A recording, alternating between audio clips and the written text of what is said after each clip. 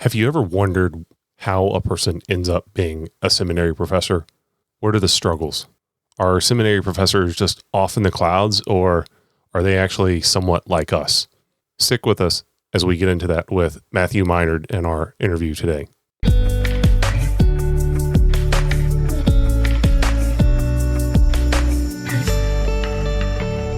Slava Isusu Christu, glory to Jesus Christ. This is your host, Christopher, with the Ukrainian Fire Chaplain Show.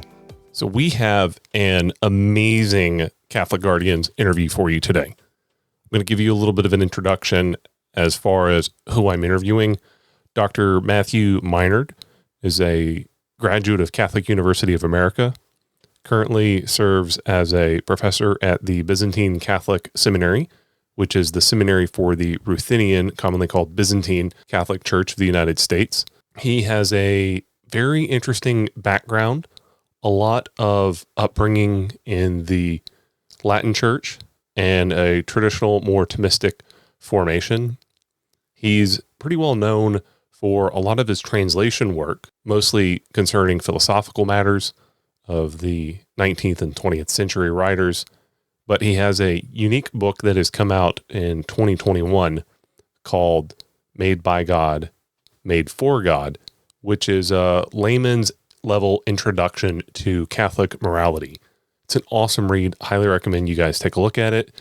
Matthew is also co-publishing a work that we have in progress right now, Reclaiming Our Inheritance After Vatican II. It is a phenomenal book that is mostly written. We still have some translation work that needs to be finished that has never been put into English before. And it looks at the history and the struggle of Eastern Catholic churches and their relationship with Vatican II, and interestingly enough, with their relationship with the doctoral work of Alcuin Reid that was so highly recommended by Joseph Ratzinger on the eve of his election to become Pope Benedict XVI. We do not have a date for publication yet, but stay tuned. I will keep you updated because it is a phenomenal quick read on the identity crisis within Catholicism, with a particular focus on the struggle of Eastern Catholics. Dr. Meinard is not only a seminary professor, but he's a very down-to-earth kind of guy with a background in software engineering, a hobby of being the Tim Allen home improvement, working on your own house. Some of the other things that we're going to get into, interestingly enough, are a little bit of his upbringing in Pennsylvania, how he discerned with Benedictine Abbey and almost became a Benedictine monk, where he did some of his graduate studies, and how he found himself being called by the Lord into transfer of church into the Ruthenian or Byzantine Catholic Church. So without further ado, let's go ahead and get Matthew on the phone. Glory to Jesus Christ, Dr. Meinard. Great to have you on the show here. Glory forever. I'm glad to be here.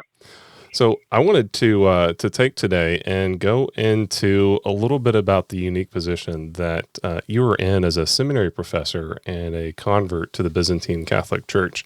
So if you would, tell a little bit about where you're at teaching-wise, your background with your education, and how you ended up in your current position.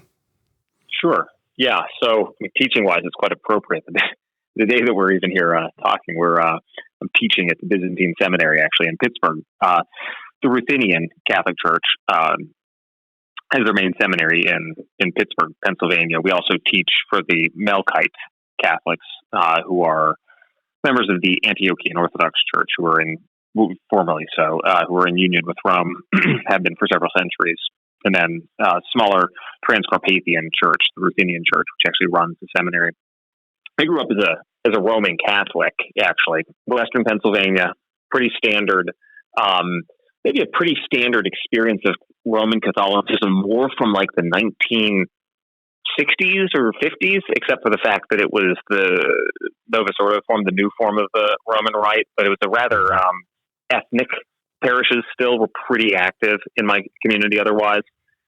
Even my little hometown, which was not very big, I grew up in, had at the time, the Polish parish, Slovak parish, the Italian parish, and then sort of a mixture of the oldest of the Roman parishes that was Irish and German. But so I grew up kind of in a mixture of the Italian parish actually for a while, even though my last name doesn't show it, but I'm half Slovak. My mother was a member of the choir at that church, but then she eventually got into a fight with the priest, and we ended up going over to the Slovak parish. That's where my stepfather had grown up himself. He was half Hungarian, half Slovak, so that's where kind of most of my childhood as a Roman Catholic was. That's interesting because my wife is Italian and Polish, which I guess depending upon which decade you're drawing the geographic lines would make her either Ukrainian or Polish or anywhere in between. But she's talked about with her Italian immigrant family about the ethnic wars in New York where they originally immigrated to, since she's a fourth generation immigrant. And it's and there's a little bit of, it's not as big as the in the big cities, but there still were at least in the city itself and in the Catholic world sort of wars between the groups. Mm-hmm. I mean, I grew up even with the use of in my household of the slur against Italians, but it was just a normal thing for my mother to use because she was so mad. And I still call myself a hunky, which sounds like people make fun of me here in Pittsburgh. They say, you sound like you're a generation too old. I said, I'm not affecting this. It's just what I grew up with, because my mother herself kind of had a generation older exposure because she spent a lot of time with her grandmother, who was, do you know this expression? I'm a little bit of a zany person, but we'll come back to telling about my story in a second, but patch hunky. I have not heard that. No, I have not heard that. I've heard a lot of slurs and a lot of expressions, especially in Rescue Me's sensitivity training session. So I've not heard that one. Yeah, this is the slur against Slavs who were in the coal villages, the coal mining villages that were set up as part of the overall stream of product for the steel mills.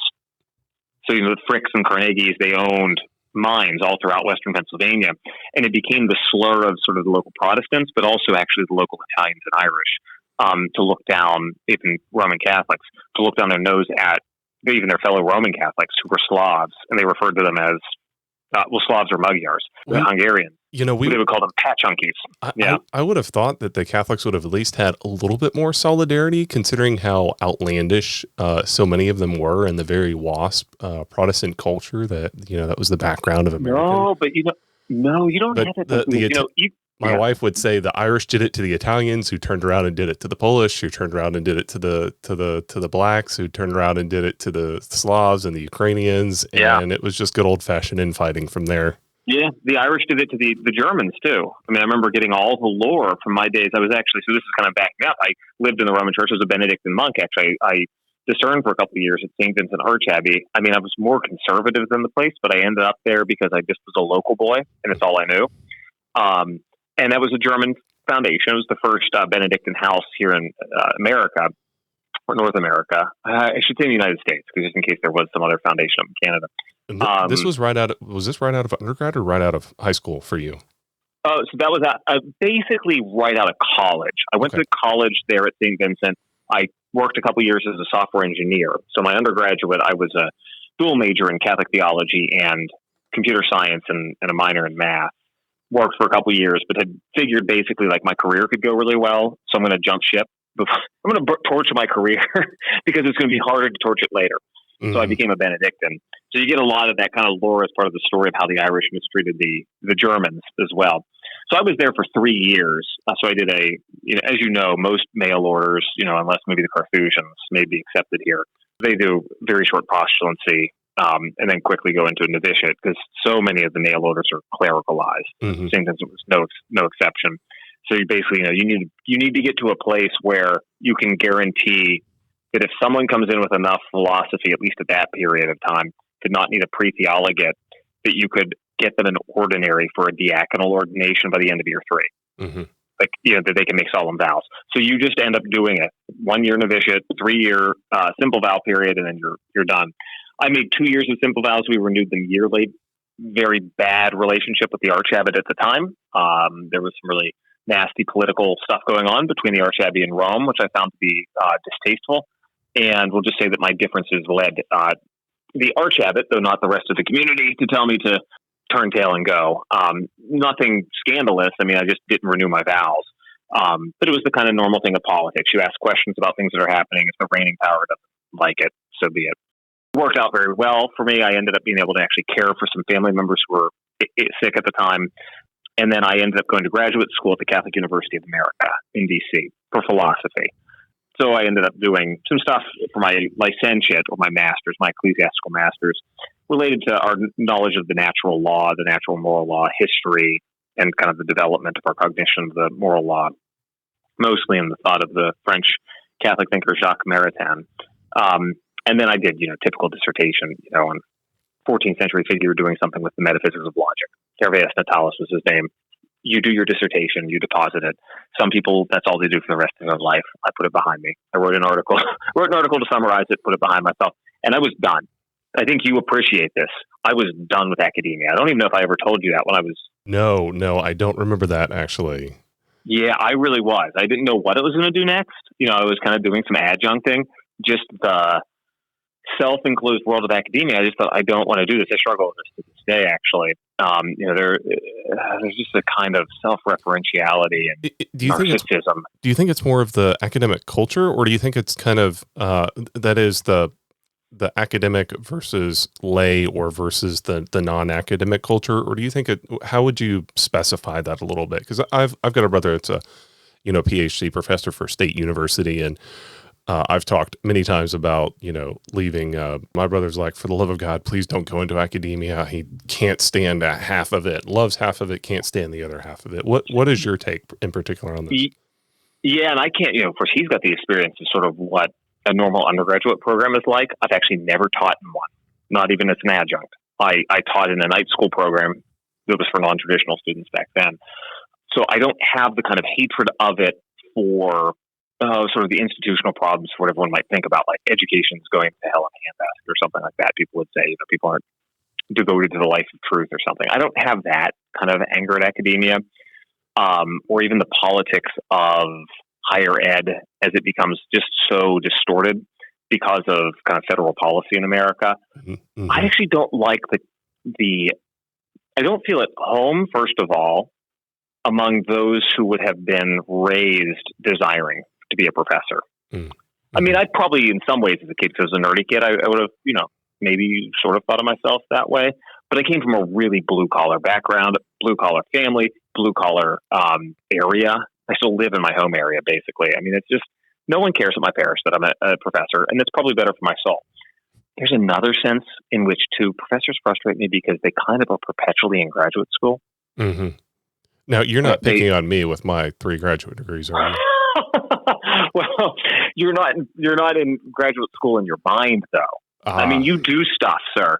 You do stuff. Yeah, I work in the field, and I translate. I think one of the classes that I taught back about a year ago for a bunch of different fire service professionals from agencies all over was teaching curriculum that was developed at a federal level. And I can't tell you, doing the amount of prep work of how do I translate all of these firefighters and some law enforcement officers and some EMS professionals that had PhDs and this, that, and the other. And I'm like, how do I translate this to the guy that barely made it through high school?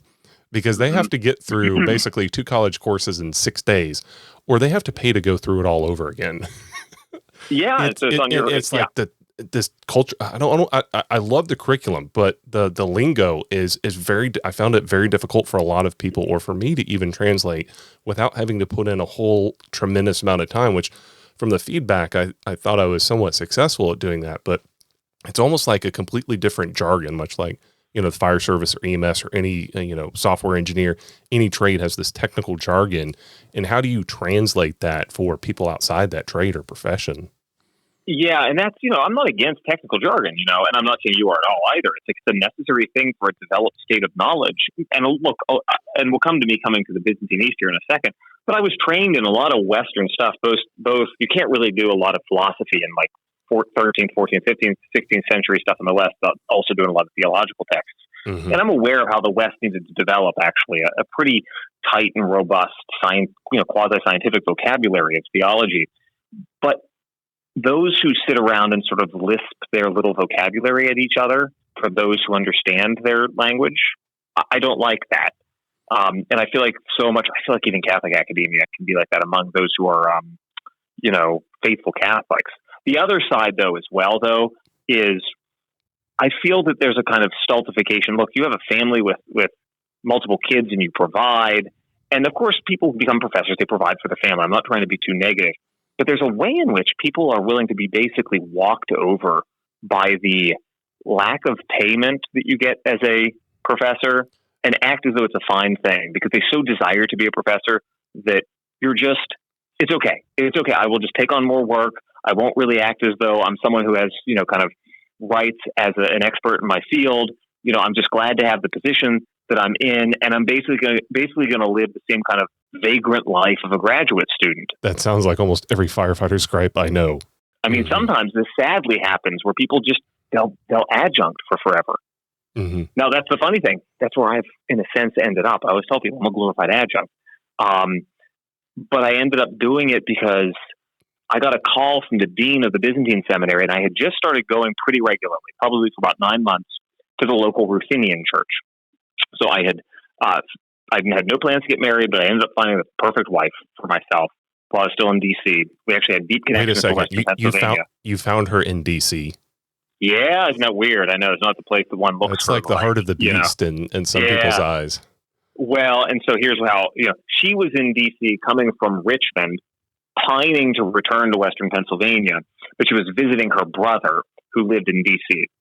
And we ran into each other at Old St. Mary's, where they used to have the traditional Latin Mass. Yep. As the parish by that point I was going to, I kind of got sick and tired in the Latin West of just the awful variability of liturgy. But I was going there, and I kind of just bumped into her, and we recognized her, and realized we'd gone to the little college here, St. Vincent in Western Pennsylvania at the same time. We didn't know each other though, because she was anthropology and psychology, and I was computer science primarily, at least my first 3 years. So we kind of didn't, we were in different schools, right? You know what I mean? I was hanging out sort of over in the physics building most of my time. And it was just very clear to me, just as much as someone who's hit across the face of the priestly vocation and they just decide that, oh, I'm going to become a priest because God's calling me to that. I realized I am not called to go back to religious life. I'm supposed to marry this person. Mm-hmm. So I basically took on a wing and a prayer. I had the way that an estate was settling. My grandparents' old house here in Western Pennsylvania was offered to me to inherit, and it needs quite a bit of work. We've endlessly been doing remediation for termite damage. I mean, I'm still doing it just today, more supplemental beams and stuff, actually. Mm-hmm. But I, decided to move up, take this house, see what happened teaching wise. And at the time I was finishing writing my dissertation.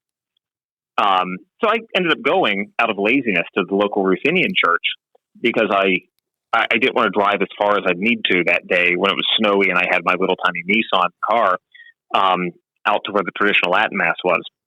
Now that's interesting because typically Eastern Catholics are in that same boat as more, I guess, the Latin Mass community, where more often than not, Eastern Catholics have to drive by 1, 2, 5, 10 Latin parishes or Roman Catholic parishes just to get to their home.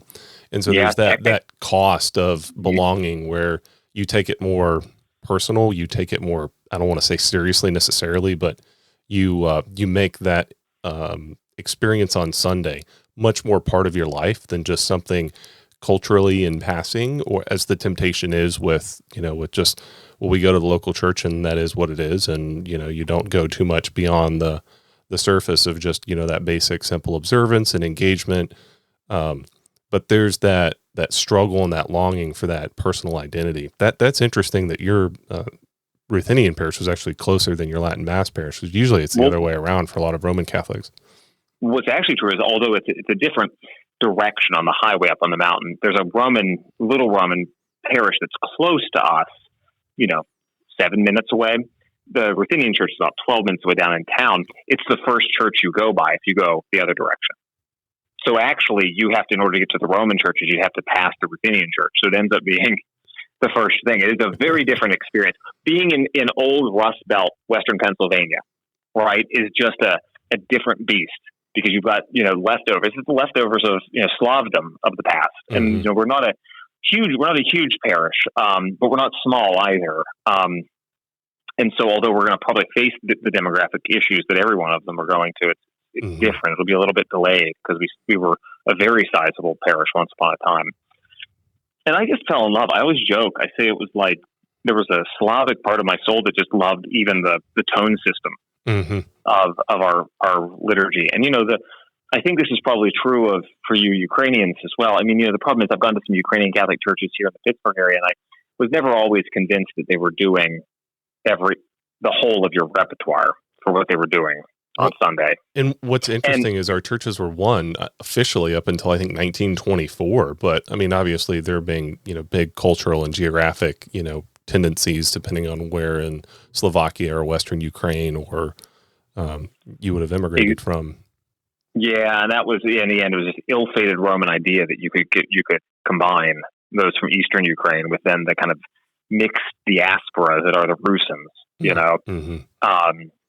Now, but there's a way that they could. It's just part of the very liturgical form. It's not the most technical chant, but I just sort of sank in, and I was at home there. And it's interesting because I think Scott Hahn's first experience at we don't call it a mass, but at Catholic liturgy, at a Catholic mass, was actually at Byzantine Catholic Seminary. Yeah. Mm-hmm.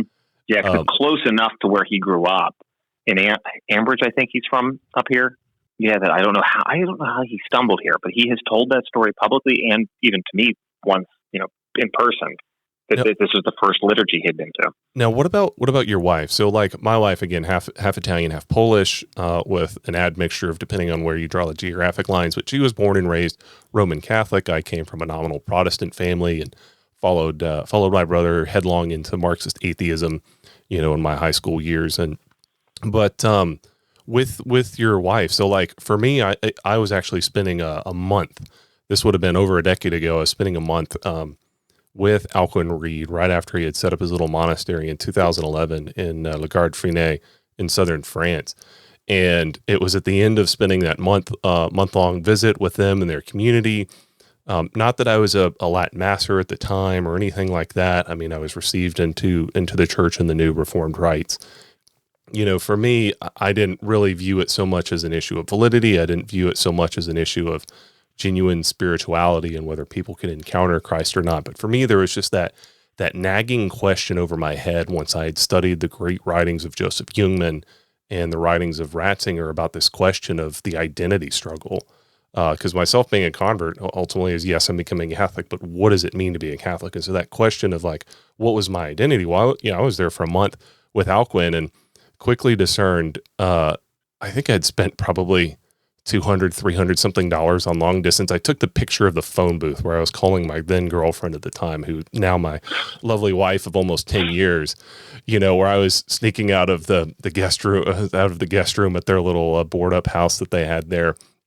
And around dinner time and in the middle of the, I was coming out and calling her because of the time difference. I was like, yeah, I'm pretty sure the good Lord is not calling me to monastic life, that, I am not called to live necessarily the life of a scholar or a monk. I'm obviously headlong in love for her, and that was one thing led to another. But how was your wife's journey into the Eastern Church? If you don't mind talking about that briefly, like sure. How did that stress your relationship at all? No. So this is a good way to be self-deprecating. My wife's actually still canonically Roman. My wife's spirituality is in the end still very much at home in the traditional Latin Mass. Mm-hmm. Our former pastor, blessed memory, Father Ron Larco, really holy man, he used to always get on my case whenever I did my paperwork. Like, remember that your wife's form is that form and don't take her. I have I have to grit my teeth somewhat because I find the TLM, I in many ways, I understand actually their critiques of the Roman form, but as a liturgical act, it's a little bit problematic, I think. I think that there's a lot of the low mass culture that's tied up in how they even think of high masses. It's still not a kind of unified liturgical act. I'd like to not go there. Yeah, go ahead, unless you want to go there. No. So what we're talking about here is not, the question of the Latin Mass and the pre-Reformed rites, but I think, what was his name? No. It was Thomas Day, Why Catholics Can't Sing.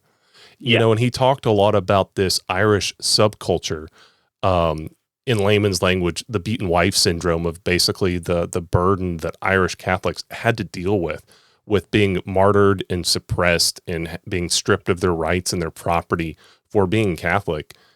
in England, and the great polemic between Irish Catholic clergy and therefore Catholic culture against the Protestant high-sung Anglican services and that kind of like low mass culture, which is not, it's not Catholic, but it's that it falls into that tendency of the either or rather than the both and tension within most Catholic, disputes in 2000 years, where it's, well, we don't need the singing, we don't need this. And I can't blame them. I mean, look at the horrible tragedy, myself with some Scotch-Irish roots, the terrible tragedy that the Irish went through, but that filtered through generations and kind of became the cultural status quo and has heavily influenced American, Roman Latin Catholicism. Yeah, and I think even in a way, it influences even like traditionalist Catholicism in America to the degree that, how to put this, even at a high mass, everything that's done in the domain of the chant is treated as quite, and so it's window dressing. Mm-hmm. This is the point this is the example I always use, but you can tell that the creed is being recited solely by the priest. Whenever the priest goes over and sits down, whenever he's done, basically ahead of the choir. Mm-hmm. There's something slightly off with a liturgy like that has this window dressing sung creed that's not an actual liturgical action. The head and body are kind of out of sync, maybe is the way to put it, right? That the priest acting in person of Christ, the head of the church, is, at least sacramentally there, is doing kind of one tier, and you've got the body of the faithful there. Kind of like it's two disjointed events going on. But I'm not looking to necessarily mediate my place, but it gives you a feeling for where I'm at. But I try to do it. My wife gets nervous. I get a little bit vexed about these things, but I do support it. I find that form is the homogeneous handing on of their ritual tradition, actually, in the West. Mm-hmm. So I'm actually, like I said, in a certain sense, very, even if not spiritually, kind of in that world. I'm actually very supportive of the traditional form. So that's her heart and soul. But she actually used to go. She was like a liturgy junkie when she was in graduate school. She would go to just liturgies all over. She'd go to her either conservative Roman Catholic liturgy or even a traditional, like a Novus Ordo liturgy or a traditional form, which she later got into. She just grew up in a normal, suburban Roman Catholic household. So nothing that would have predisposed her for this. But she was influenced deeply by some of the monks at St. Vincent who were good guys. To kind of start down this path. And then as she was in graduate school, she continued. And she would even go, I forget where she was in the Midwest, where she would go to Coptic Orthodox liturgies because it had connections to one of her professors in college. And, they would always look at her, rather white-looking girl, like, are you here for a project or what are you doing here? They should stick out in this Egyptian parish. And they're kind of nervous. Like Adrian Fortescue going down into the Middle East. Hey, I want to get this, experience. Yeah. And then he becomes a machine gun fighter in the process, an untold story, so to speak, or a forgotten story of Fortescue, right? Yeah. And so, and I guess, I don't know what would be my analogy for my wife having that sort of change, but so she was a liturgy junkie, very comfortable with the East, more than I. I used to think of the East as being this sort of the worst of the insecure side of certain Orthodox polemics. Mm-hmm. A kind of woolly-headed mysticism that asserted it was better than the West, but it really didn't have an explanation for why. It just asserted that. And I ran into that a couple times, once especially with a certain Russian Catholic priest who was it was pretty ignorant, something he said to me about being a Westerner at his liturgy. And I actually didn't go back to an Eastern liturgy for a long while. So then I fell in love with it. And she, for a long time, used to say to me, remember, I've been to more Eastern liturgies than you. Now, I didn't become some Eastern apologist, but she was very just at home with it. And she wanted me to, take the time to discern whether or not I was going to change ritual churches.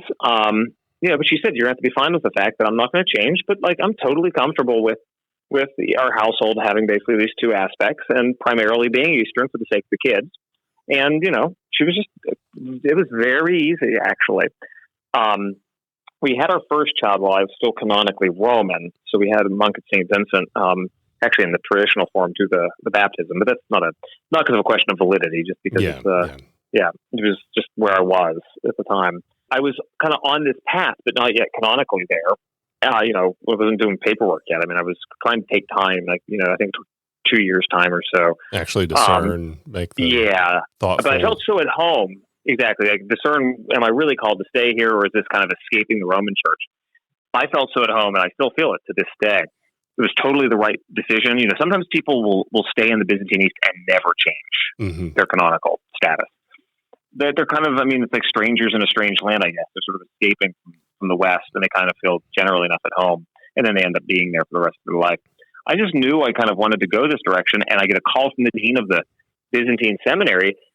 I'm talking to him because someone gave him he was in a tough spot. They just needed an adjunct for 2 classes, and he needed that filling in, and he starts talking about what he's doing a second dissertation in other Christian Catholics. He's doing something at Thessaloniki.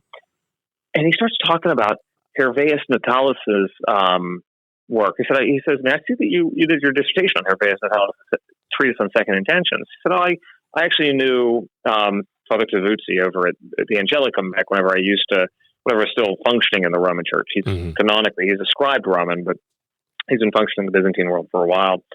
And he said, I'm doing this work on Gennadius Scholarius, where he actually used a bunch of texts out of Hervaeus for his defense of St. Gregory Palamas' essence and energies distinction. And a lot of people thought it was just Scotism, but it's actually stuff out of Hervaeus' commentary on Peter Lombard's sentences. I remember I was actually in the parking lot of the hospital where my firstborn was born in our little town. And I remember saying to God, I was looked up, I'm like, I guess I have to go and do this. I don't really want to stay in academia, but there are 6 of us who care about Hervaeus Natalis in the world. And here I get someone who is at the seminary for the church I'm considering changing my ascription to, as, kind of reaching out to me. I'm like, I guess, Lord, this is a sign I should just take this, even though it's not what I would have planned.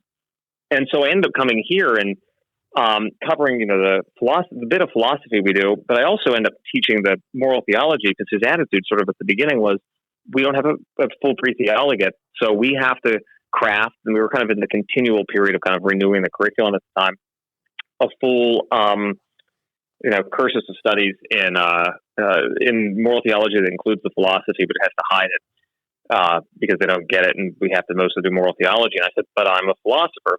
He said, yeah, but I trust you from doing the work you do in French Thomism that you'll be able to figure it out. So a couple of iterations it took. I was pretty Western those first couple of iterations. I leaned into the most conceptually connected to the East people that I could in my own tradition that came out of scholasticism. And I still remain convinced that ultimately, I've got very particular thoughts here, that if it can be more interested in the fathers, that the Thomistic school in the West is the most amenable on many points of teaching, actually, to points in the moral life, mysticism, and so forth. But I kind of have slowly adapted that now with my interaction with Orthodox thinkers, patristic texts, to sort of bridge the gap, especially for our formation. We do have to train our guys how to understand Western terminology, but then sort of translate it across some of the themes of kind of Byzantine spirituality, Byzantine dogmatics, and so forth. So even that course, D100, our moral theology intro class, it has changed multiple times. It's really settled into a form, but this all became part of my own, truth be told, discernment for being a Ruthenian and how I'm going to square the circle of being very Latin in my intellectual formation, but feeling at home liturgically. Isn't that one of the great questions? And I don't want to put words in his mouth. There are so many others whose names escape me off the top of my head as far as quotes that have asked this question, is there such a thing as Eastern Catholic theology? Is it not just orthodoxy with, some word changes? But I think there really is an Eastern Catholic theology. But I also think that reality is very much in search of a discernment, especially in translation. In our Ukrainian church, so much of our theological, historical, spiritual literature has never been translated, or is. I've often thought, I've thought that about you guys. I think that some of that stuff, people would see it as being too Latin, whatever. I think some of that stuff should really be translated. I wish I knew Ukrainian to be able to do that. What would you say would be one of the key points or key marks of, a Ruthenian or a Byzantine or generally a Greek Catholic theology from your perspective as a seminary professor? If you could sum it up in couple of sentences, what would you say is like the hallmark of difference between Byzantine Catholic, theology and Latin Catholic theology? Yeah, let me stay in my world. I'm not going to go into, I think theology is one, but I'm not going to kind of focus on the dogmatic side. But in moral theology, ultimately the tone of, or like the mode of thought in Latin Catholic moral theology is ultimately kind of analytical and scientific. And this is setting aside the problem of like probabilism and kind of the legalism that broke out from the 17th century onward. The manual tradition where your morality was taught basically under the 10 Commandments out of a textbook manual of how do we avoid sin, basically. Yep, exactly. So like setting that aside is sort of it was a period they went through, so we're not going to cast too much of aspersions on it, but it was a bit of an aberration even with their own tradition. I would think that, and this is the problem, the Ruthenian Church doesn't have a history of theologians. Even like we're poorer and smaller than you Ukrainians are. Yeah. But to the degree that we can kind of meld this together across some of the jurisdictional lines, the sui juris church lines, and sort of see us as at least a reflection of that, then in the end, our moral theology is much more interested in the end in sort of making connections to the ascetical writings. Like, just to use an example that that folks would be more familiar with would be the sort of monastic texts that you find kind of classic examples of in like those first volume or two of the Philokalia, the collection of, monastic texts. But you could do this for anything that's coming out of the Egyptian sort of tradition. Or also then, what would come to be termed spiritual theology. Like there's a sense in the Latin West in which ascetical theology and spiritual theology are these sort of natural blooms of moral theology, but it never quite functions that way because it's so worried about sort of the analytical relationship of, conclusions and principles. It works in a scientific mode, whereas, connection to sort of the great spiritual authors more organically, I think is a great example of, for whatever reason, like that's just the mode that comes from a somewhat more patristic outlook, from an outlook that didn't have the craze over science that the West did. Right? That thought never went through that period from the 13th century onward, where Aristotle comes back into the West, and then that develops eventually into modern science, and then eventually becomes really perverted even in theology into kind of theological rationalism. It's not wrong to see theological rationalism in the West. The Orthodox are right to see that. The reason it looks so unfamiliar is that the Byzantine East never, for historical reasons, went through that same kind of craze of the modern period. But of course, that doesn't mean that this is where sometimes a kind of overly simplistic view of a kind of patristic resource misses something. However, we live in a world that in the end, the whole world has been affected by what happened in the West. And so we have to be able to interact with it. And so I guess the other side of a kind of Byzantine Catholic theology is that it realizes sometimes we have to speak not speak in both idioms, but we really do have to understand both idioms and shift between them and translate them to each other. And part of that is because so much of our theological heritage was preserved and developed during its time in Orthodoxy. And there's so much of it that is Catholic, but it comes from a completely different jargon system. It comes in a completely different mode of thought and methodology as far as sources and approaches compared to more of the later West. Would that be kind of a simple way of that identity struggle issue? Yeah, you know what? And there's something here that is different between the two of us because you're Ukrainian. You see, our church, our sui juris church, is entirely in America. The Ruthenian Metropolitan Church of Pittsburgh. So we're almost, and I think it's not unimportant. So it's like, first of all, you get the problem that, Mukachevo, so they're coming from Western Ukraine. We're poor and we don't have a kind of long tradition except what's going to be the leftovers of Orthodoxy that comes to the time of the reunion at Brest. But our own place here in America is to be the minority church. And it doesn't mean like we should be like this, the amphibian thing, right? It's like the church breathing with both lungs, which is already a problematic metaphor because actually there are different traditions that are not just right? Eastern churches are not all the same. Yeah. Yeah. We can't be amphibious. We're not like the way that modern Americans like to. Are you Latino or non-Latino? It's like, what are you talking about? Exactly. It's like my wife and her family from. You're from up north. It's like with her New York family. Don't you dare call me. I'm from Jersey. I want to beat you. There's that like. Don't even think about it. You're Polish from Jersey and Polish from New York. Those are fighting words. Oh yeah, no. This is here in Pennsylvania. Like I have a shirt that says "Make Pennsylvania Great Again." Build that wall around Philadelphia.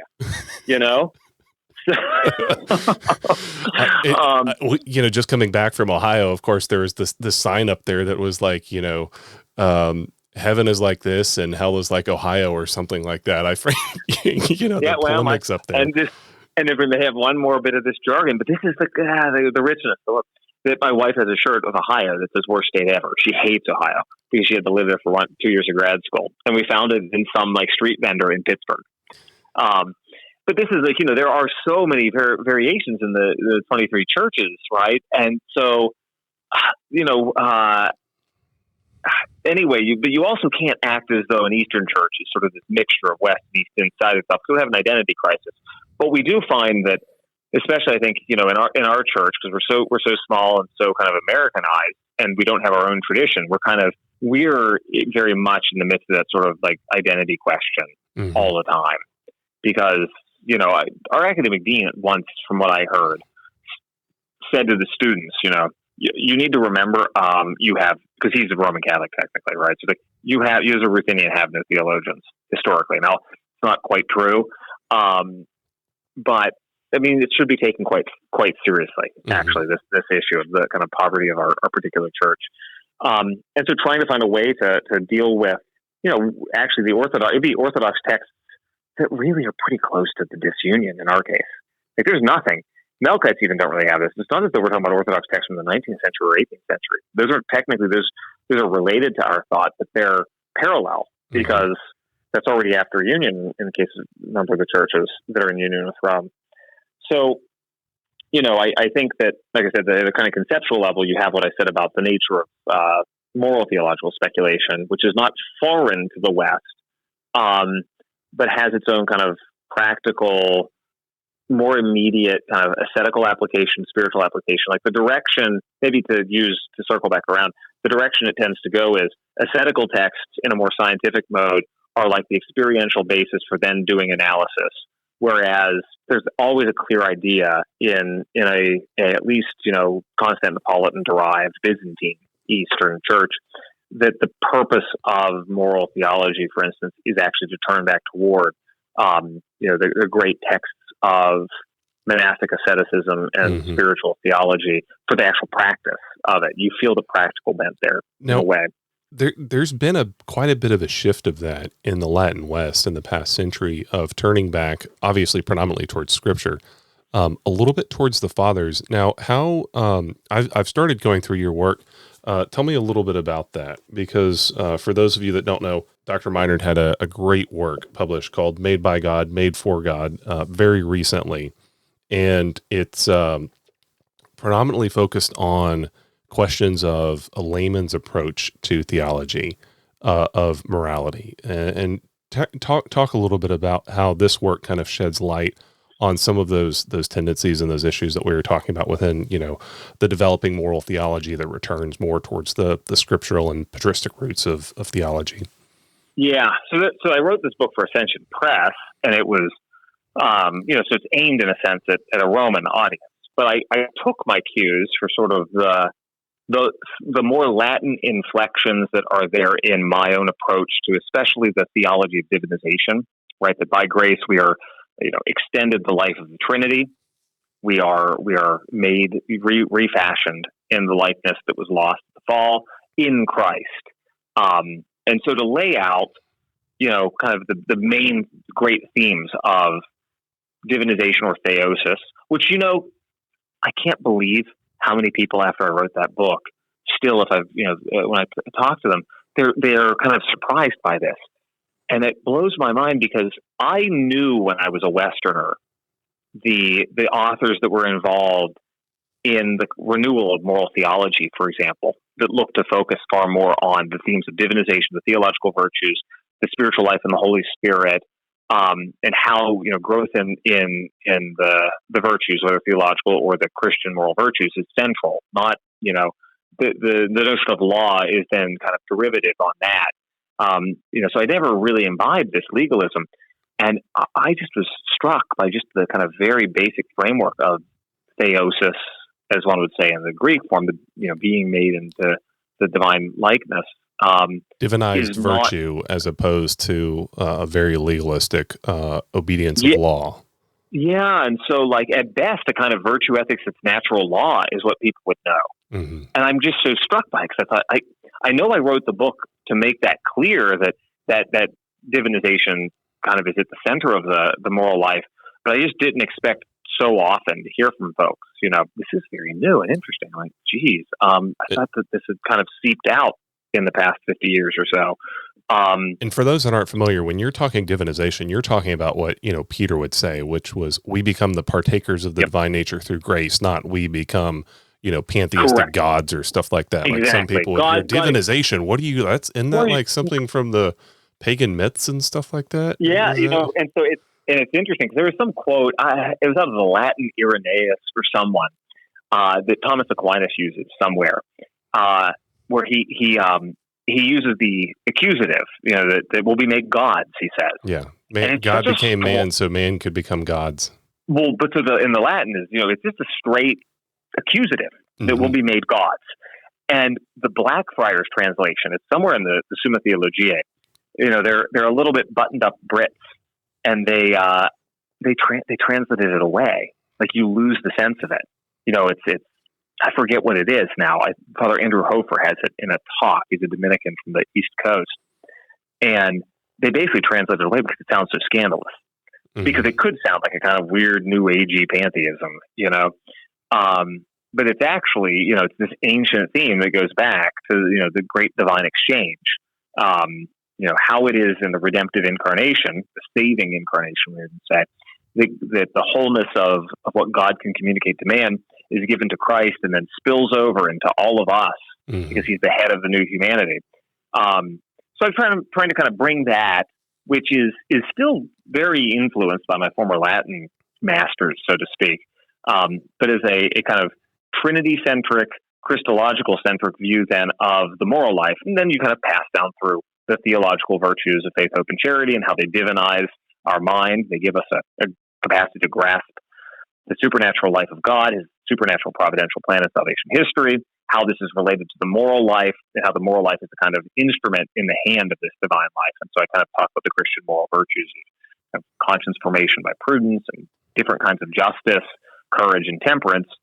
Not to give a kind of manualistic, encyclopedic listing of all the different virtues, but to try and give some of the great principal virtues that are integrated into this overall drama of the Christian life.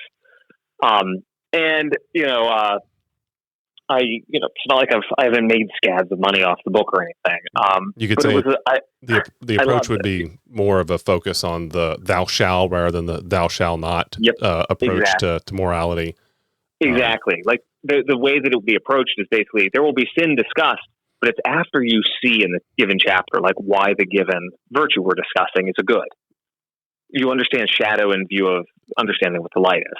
Or, if I were to try to explain it to somebody off the street that, wasn't a Catholic or wasn't even a Christian, you'd sit back and say, divine friendship.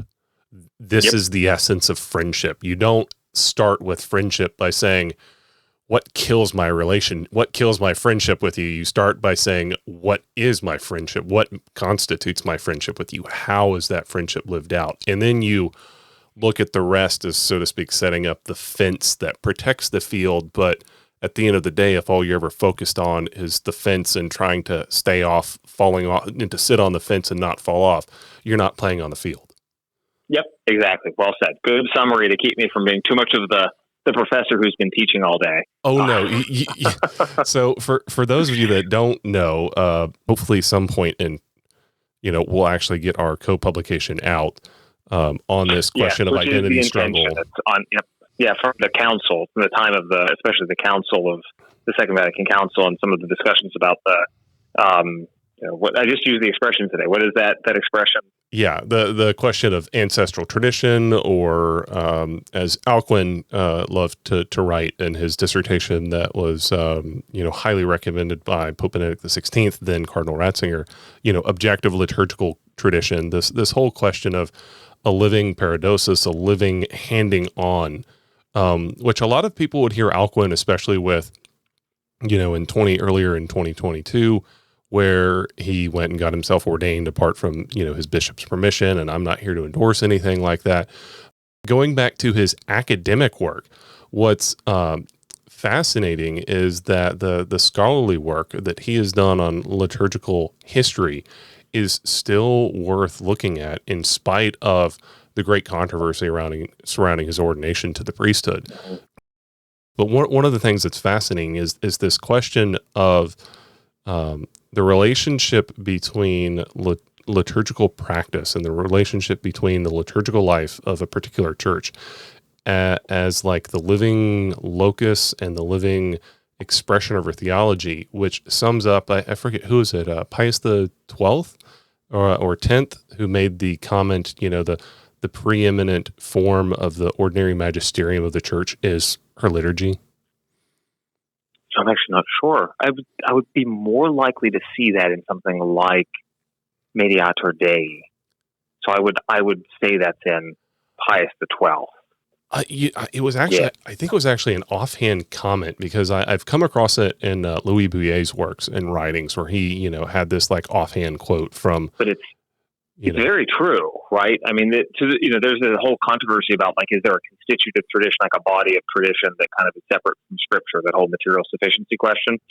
That tends to get tied up with the other idea, though, that tradition really is primarily, whatever we may say about its content, it is this lived expression of the faith as received. And the liturgy is where that happens. It happens with all the nuance and suppleness of just unfolding this multi-pleated garment. The pulpit is the mystery of the faith. Yeah. The pulpit is not the primary instrument. It's the liturgical texts themselves. Exactly. And as you said, I was thinking this earlier, even in each tradition, their chant tradition. Mm-hmm.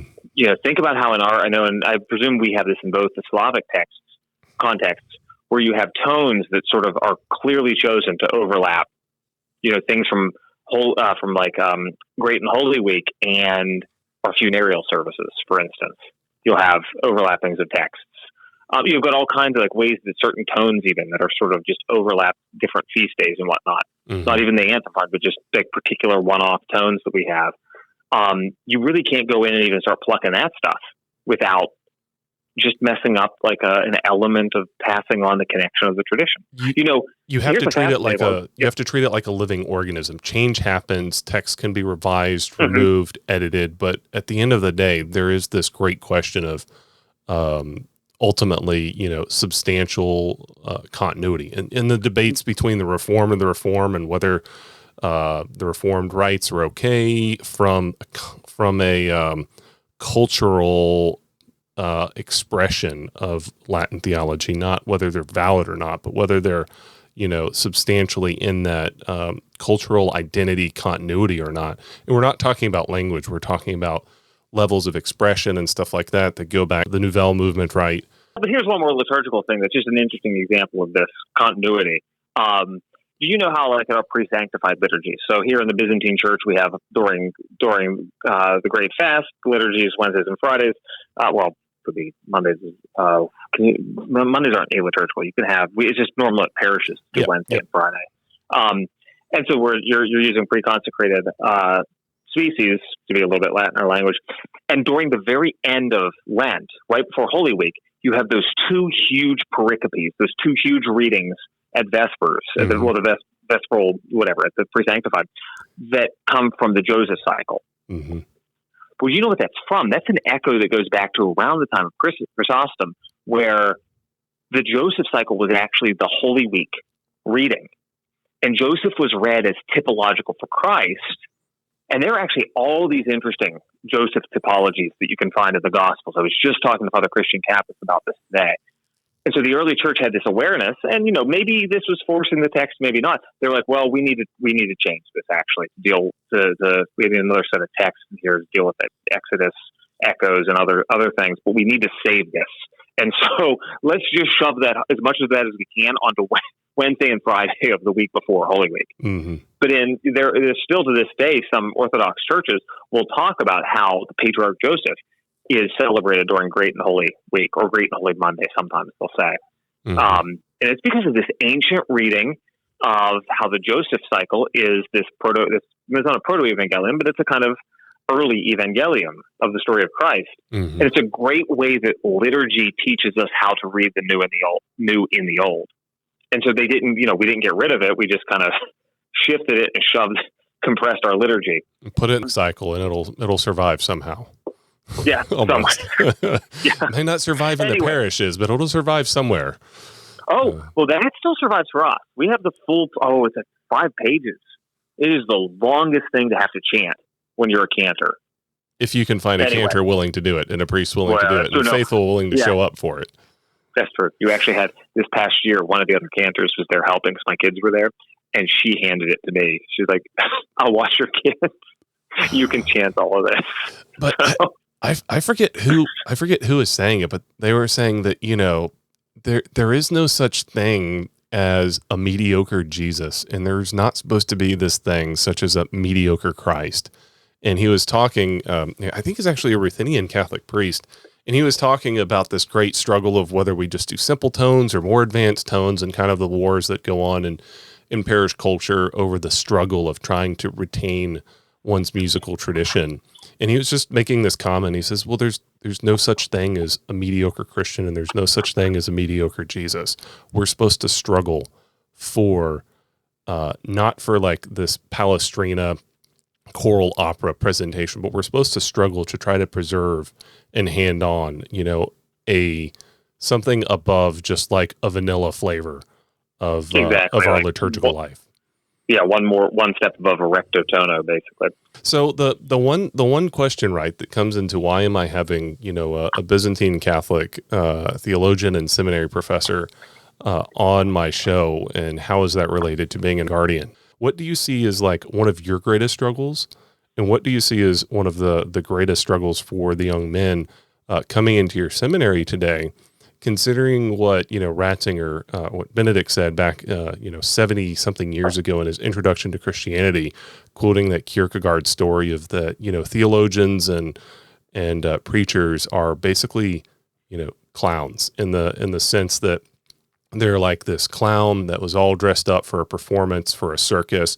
And he sees that the circus is caught on fire, and if they or something is caught on fire, and if they don't get all the help to put it out, then eventually the entire city will burn down. So he runs all to the neighboring city to try to get help for the setup, and they all think it's this great theatrical act, and they're like, "Oh, this is great." And so then the sad thing is they think it's just part of the clown show, and the whole everything burns down because they could not seriously take anything that this clown was saying. Well, how do you see them as being that clown, or how do you see them as overcoming that great cultural divide that so separates us from so many others? It's just funny. So if you remember, the part of the story here that Ratzinger wants to draw from it, though, as well, is there's something also a little bit simple in the analogy, right? Because it comes from that sort of death of God era. Harvey Cox is quoting Kierkegaard here. Mm-hmm. And he looks at it like, looking at like late 60s, right? That the clown feels like he can't communicate to the people. They don't see sort of past the ecclesiastical garb that he has on, right? Mm-hmm. And in the end, it's like, he's just trying to wrangle us into the circus that is the church. And Ratzinger turns around and says, there's a certain truth to that, but there's a simplicity to it too, as though you're taking your garment off, and then it'll all be fine, right? You can kind of like strip down to sort of like this base man, like that's relatable underneath all the garment. We can update our language to become like modern man. Exactly. Yeah. And that's, he's already starting to see the lack, the naivety of that.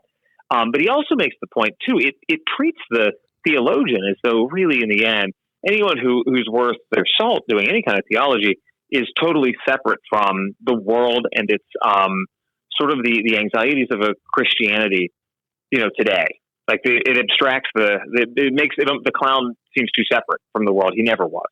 I mean, that's not a human way of sort of interacting. Like the believer, this is a normal Ratzinger theme. The believer is aware of sort of the unbelief of modernity that gnaws at him. So there's an interesting point here, actually. I think it's actually very, your question is excellent, and it's not where I would ever thought to go, where you're going to go with it, actually. Because, so on my side, I'm married, a psychologist I'm married to, so I'll talk about how it affects me first. Being a guy who has all this Latin training, I come in, trying to think, well, what in the world is my identity as an Easterner? I mean, I feel at home very much liturgically, more than I ever did in the Latin West. But I got this identity crisis to have that working out, my place in the Ruthenian Byzantine Church. This is a major issue for men in formation. Right now, this is an issue that is actually universal. So you have a seminary professor on where you're like, well, what in the world is the purpose of basically this crazy man to reflect while he's in his office, on these things? Modernity over and over again. I have to say modernity. I'm saying going back hundreds of years, the early modern period.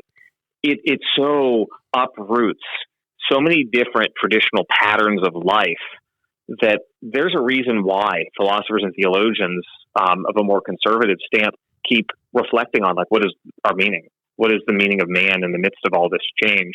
What is our identity, right? Because you can't just take for granted the sort of identity of kind of being born, being baptized, doing what your parents did and dying. But it's a deep kind of thing, even it's accelerating with technology, especially with technology, the past 100 years. I mean, just the identity of the human person, transhumanism is questioning the very context of us in relationship to our bodies. And then you get that mixed with being Eastern Catholic, which is also this amphibious thing that like no one wants. The Orthodox kind of hate us because we're uniates in their minds. We're in union with Rome. The Westerners don't really care about us, right?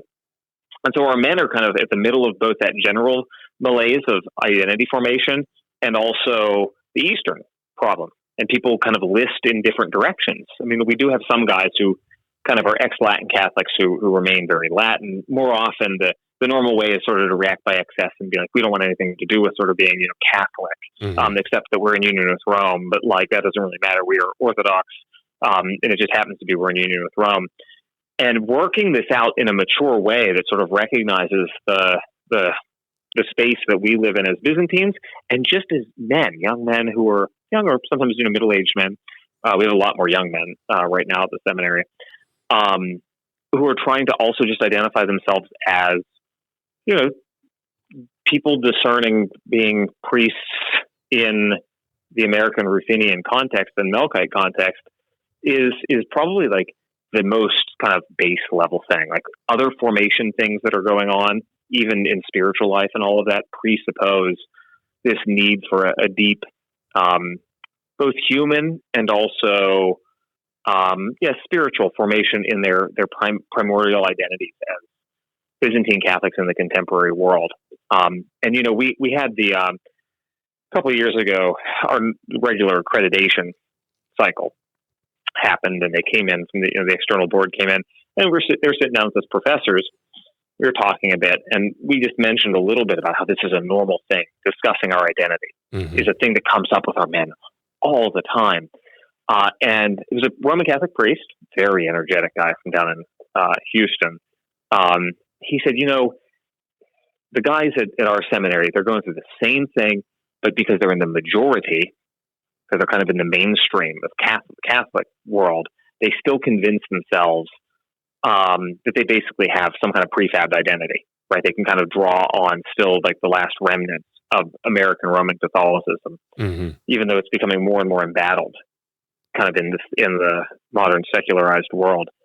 But they're doing it too. You have the benefit of the fact that your circumstances almost immediately make you turn back around and realize that those who are looking to, take a certain life pattern that's quite traditional and at odds with the culture have to figure out, you can't just take for granted their identity.